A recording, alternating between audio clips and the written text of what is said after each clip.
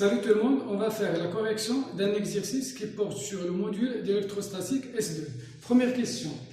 Calculer le champ électrique E créé par un plan infini chargé avec une densité surfacique sigma constante et positive. Voilà le plan qui porte une densité surfacique et positive. Donc, avant de pouvoir répondre à cette question, je dois d'abord faire un petit rappel concernant le théorème de Gauss et la loi de Coulomb. Donc, prenons par exemple une charge Q placée à un point P.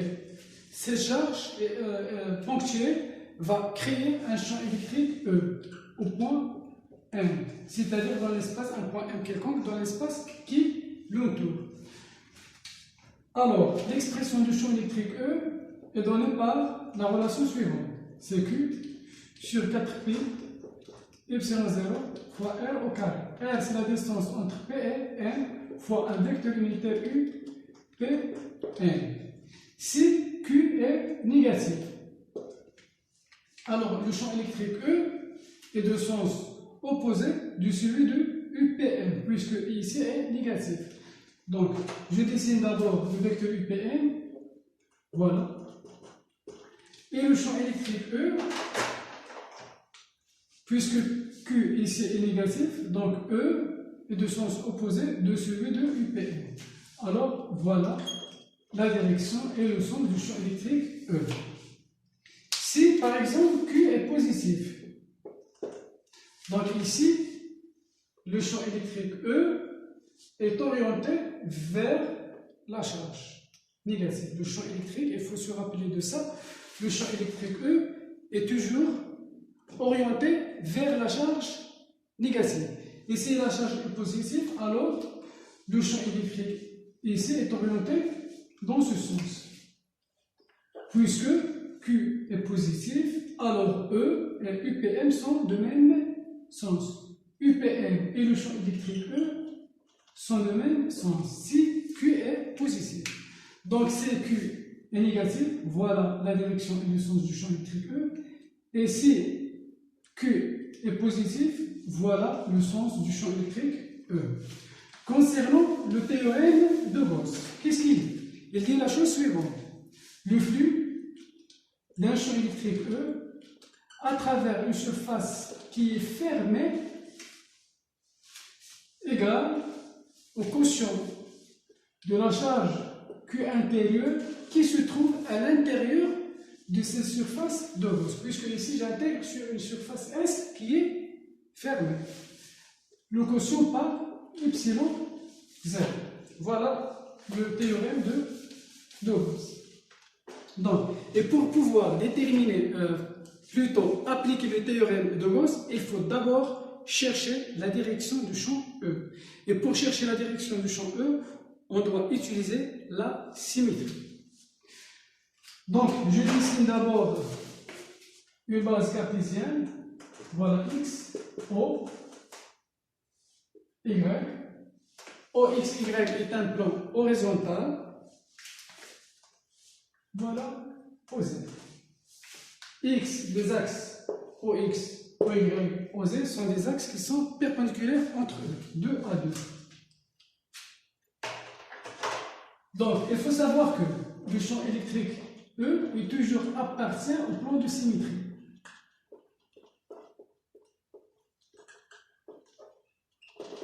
Ici, on a affaire à chercher deux plans de symétrie pour pouvoir déterminer la direction du champ E. Donc, prenons ce plan qui passe par le point M, le voilà, c'est-à-dire le plan horizontal, et qui est formé par UX et UZ, c'est-à-dire I et J. Voilà. C'est le plan horizontal. C'est un plan, le plan est un plan infini, suivant X et Z. Ce plan est un plan qui coupe la distribution en deux parties égales. À chaque point M ici, on trouve son symétrique ici. D'accord? Donc ce plan est un plan qui coupe le plan en deux parties égales. Alors, ce plan en rouge, que je le montre P1, qui passe par le point M et qui est formé par I et J, est un plan de symétrie.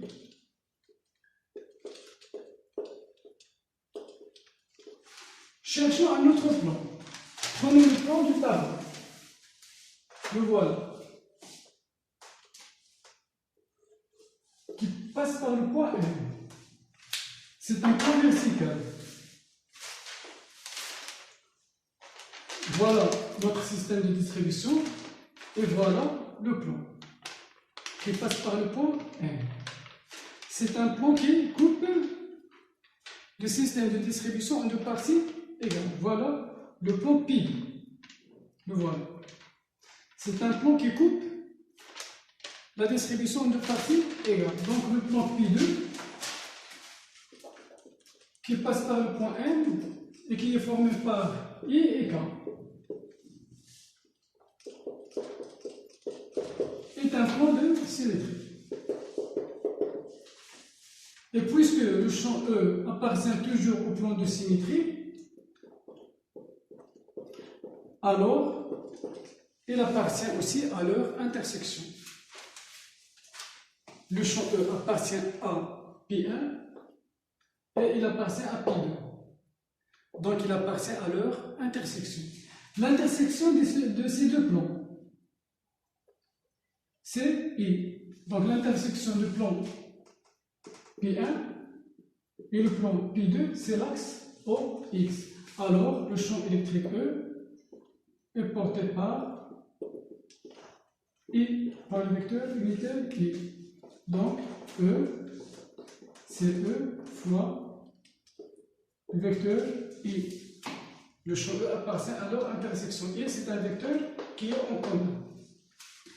Et l'amplitude dépend de X, Y et Z, c'est-à-dire les coordonnées du point N. Alors, on doit simplifier encore une fois cette expression, puisque N peut se trouver n'importe où dans l'espace. Alors, on va utiliser la dépendance du champ E, VAV, des variables X, Y et Z. Ici, le plan est infini, suivant l'axe Y et suivant l'axe Z. Alors, le système de distribution reste invariant par translation suivant Y, puisque le plan est infiniment long suivant l'axe Y. Donc, rien ne se passe même si je fais une translation suivant l'axe Y. Donc, le système de distribution, c'est-à-dire le plan qui porte la charge, est invariant par translation selon l'axe OY, puisque le plan est infiniment long suivant l'axe Y. Et il est infini suivant l'axe Z. C'est un plan infini suivant Z. Alors, il reste invariant par translation suivant Z. Donc, on peut en déduire que le champ électrique E ne dépend pas des variables Y et Z. Le champ E ne dépend pas des variables Y, Z. Alors, il ne dépend que de la variable X. E dépend de X. Donc, les variables Y, Z sont éliminées. Alors, l'écriture simplifiée du champ E, c'est EX fois. Maintenant, on est capable d'appliquer le théorème de Gauss.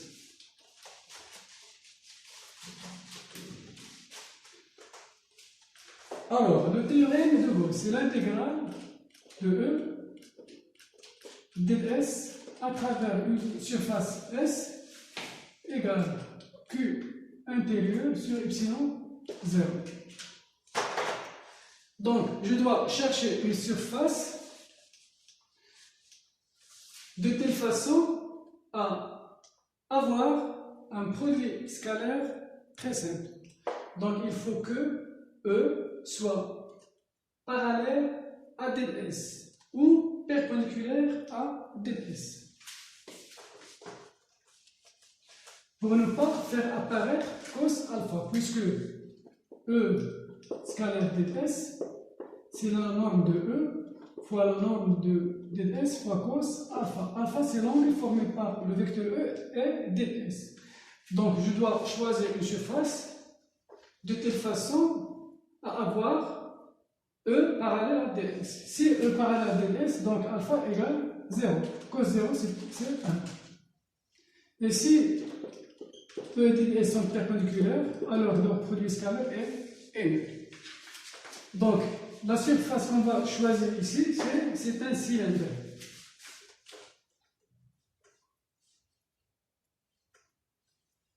Donc, je vais choisir un cylindre. Voilà.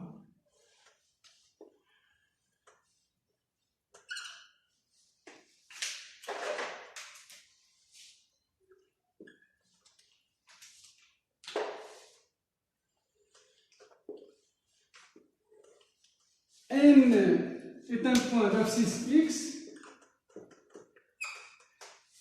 et je prends une longueur égale de X. Vous allez voir pourquoi. Je prends un point symétrique de X, c'est-à-dire l'abscisse de M', c'est moins X. D'accord?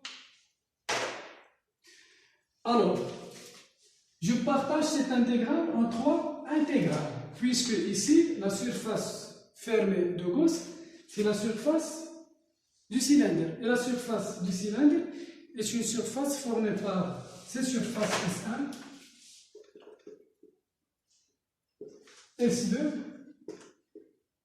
et S latéral. La voie S latéral. Alors, tout à l'heure, on a trouvé que le champ électrique E au point M, ici, elle est dans ce sens, puisque la charge ici est une charge positive.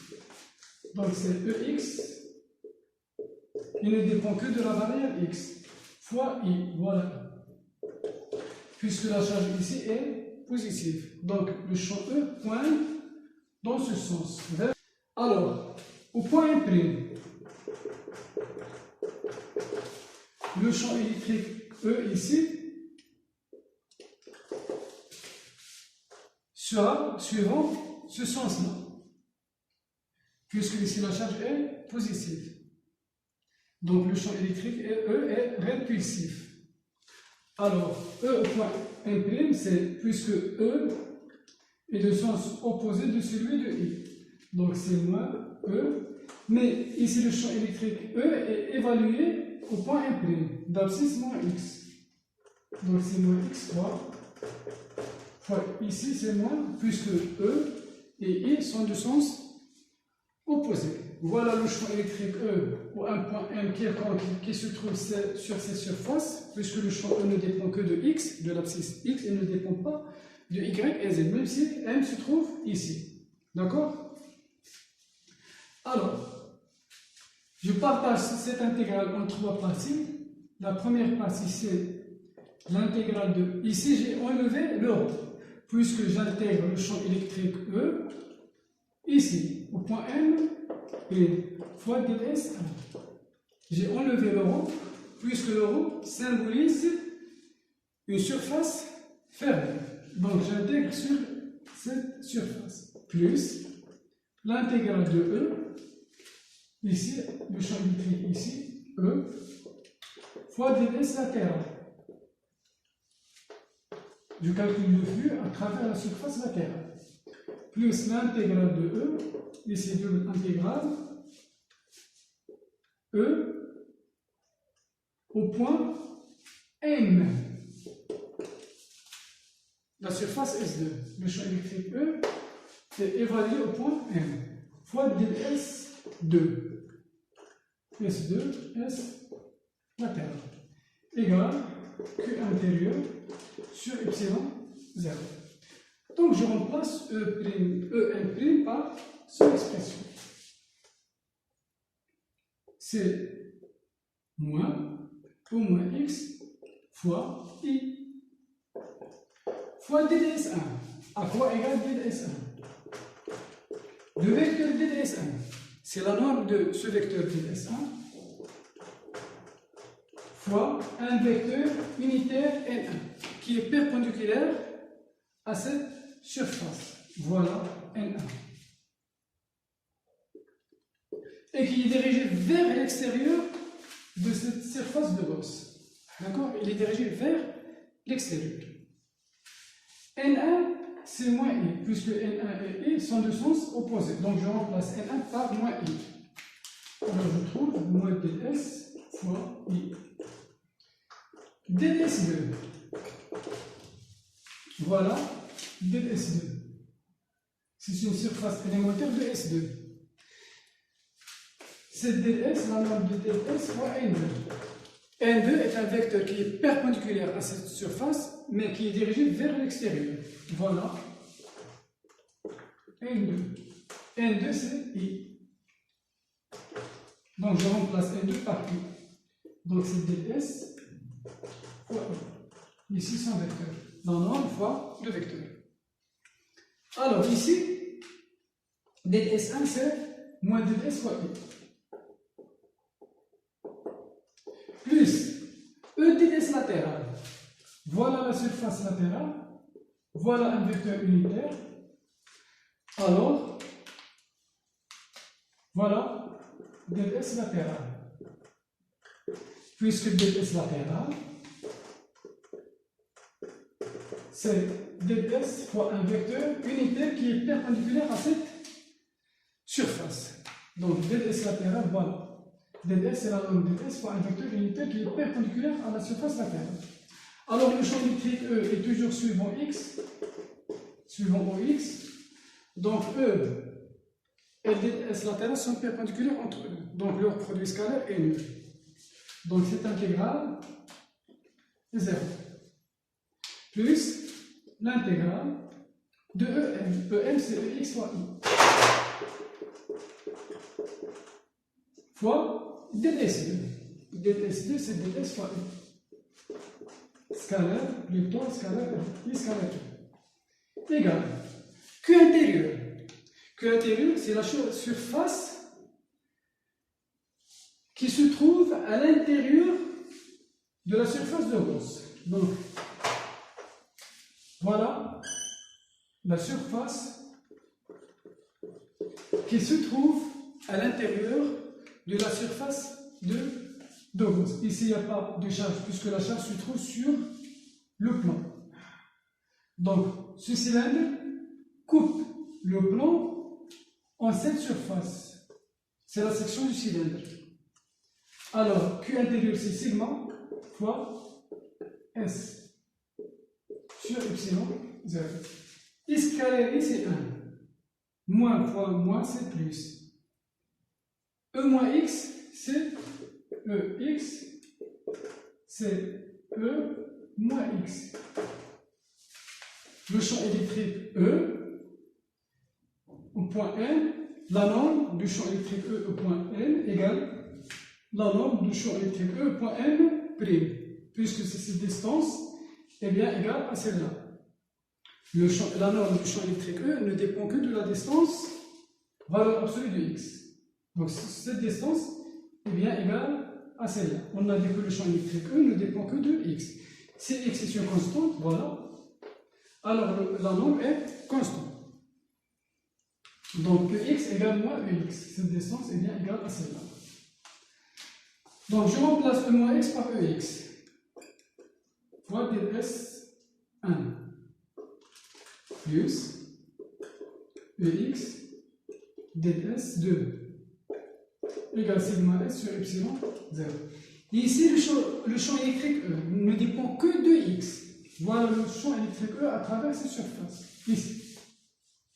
Ici, X reste constante, même si je balaye toute la surface, puisque ici reste constant. Donc le champ E à travers cette surface est constant. Donc je peux le faire sortir. Je répète. Le champ électrique E ne dépend que de X. Voilà. X reste constante. Alors le champ électrique à travers cette surface ne dépend pas est constant à travers la surface S1. Donc je peux faire sortir EX. Donc EX, l'intégrale de S1 c'est S1 plus de même pour ce terme, EX fois S2 égale sigma S sur epsilon 0. Et je simplifie par S1, S2, S puisque S1 égale S égale S2. C'est la section du cylindre. Reste constante. Donc EX plus EX c'est 2X. Alors EX égale sigma sur 2 epsilon 0. Et le champ électrique E au point M, c'est cette composante fois I. C'est EX fois I. EX c'est sigma sur 2 epsilon 0 fois I. Et remarquez bien que E au point M ne dépend pas de X. Il reste constant. C'est sigma, il ne dépend que de sigma epsilon 0. Alors le champ électrique E ne dépend pas de cette distance. Il reste constant. Donc le champ d'expression du vecteur champ électrique E au point M, c'est sigma sur 2 epsilon 0 fois un vecteur I. C'est bien sûr M se trouve dans cette région. Et s'il se trouve dans cette région, alors je dois ici mettre un signe moins, puisque le sens du champ électrique est de sens opposé par rapport à I. Alors je passe à la deuxième question. On déduit le champ électrique E créé par deux plans de charge opposés, sigma et moins sigma. Le premier plan possède une charge positive et l'autre chargé négativement. En tout point N situé entre les deux plans ou à l'extérieur. Donc ici, j'aurai deux plans. Le premier plan chargé positivement et le deuxième plan chargé négativement. Donc je prends le premier cas où N se trouve ici. Voilà la première région, la deuxième et la troisième. Je prends la troisième région. Troisième cas. Alors, le champ E1 créé par le premier plan. Voilà le premier plan, voilà le deuxième plan. Donc, le champ créé par le premier plan, au point M, à quoi égal? D'après la première question, c'est sigma sur 2 epsilon 0 fois I. Puisque sigma est puisque le plan possède une charge chargée positivement. Donc voilà la direction de E1. Il ne pointe pas vers la charge. Donc il est suivant, prenons cet axe OX. Voilà. Et le champ électrique E2, créé par le deuxième plan, qui est chargé négativement. Donc ici, le champ électrique pointe vers la charge négative, comme je viens d'expliquer au début de la vidéo. Donc ici, la charge est négative, donc le champ électrique pointe vers le plan. Donc je dois mettre ici, voilà E, voilà I. Donc je dois mettre un signe, sigma sur 2 epsilon 0 fois E. Et le champ total E, créé par les deux plans, c'est E1 plus E2. E1 plus E2, c'est un vecteur nul. Donc le champ à l'extérieur est nul. De la même façon, je vais calculer le champ électrique E dans la première région, ici. Donc ici, la charge est positive. Donc le champ E1 pointe dans ce sens. Alors le champ E1, c'est moins sigma sur 2 epsilon 0 fois I. Et le champ E2, créé par cette charge est négative, donc il pointe vers la charge négative. Donc le champ E2, c'est sigma sur 2 epsilon 0 fois I. J'ai pris ici sigma et ici moins sigma. Sigma est positif. D'accord? Sigma est positif. Donc E1 et I sont de sens opposés. Voilà E1, voilà E2. D'accord? Donc le champ E total, pardon, c'est la somme de 1 plus E2, c'est 0. Donc le champ ici est nul. Donc toujours le champ électrique à l'extérieur de ces deux plans est nul. Prenons un point N, deuxième région. Prenons un point N ici, situé à l'intérieur de ces deux plans. Donc ici on a une charge positive, elle va créer un champ électrique E1 dans ce sens. C'est une charge positive. Alors, le champ E1 créé par ce plan, c'est sigma sur 2 epsilon 0 fois I. Ici, le plan est chargé négativement. Donc, le champ E pointe vers la charge négative. Donc, le champ E2, c'est sigma sur 2 epsilon 0 fois I. Ils ont le même sens. Ici, je travaille en module, c'est-à-dire je prends la valeur absolue. Donc ici, E1 et I, voilà E1 et I ont le même sens. Donc je dois prendre ici plus, c'est plus. Sigma est une constante. E2 égale le champ créé par la charge négative. Il pointe vers la charge négative. Donc le module fois I, puisque E2 et I sont de même sens. Donc le champ E total, c'est E1 plus E2, c'est sigma sur epsilon 0 fois I. Voilà l'expression du champ électrique E à l'intérieur de ces deux plans. Et merci d'avoir suivi cette vidéo. À la prochaine.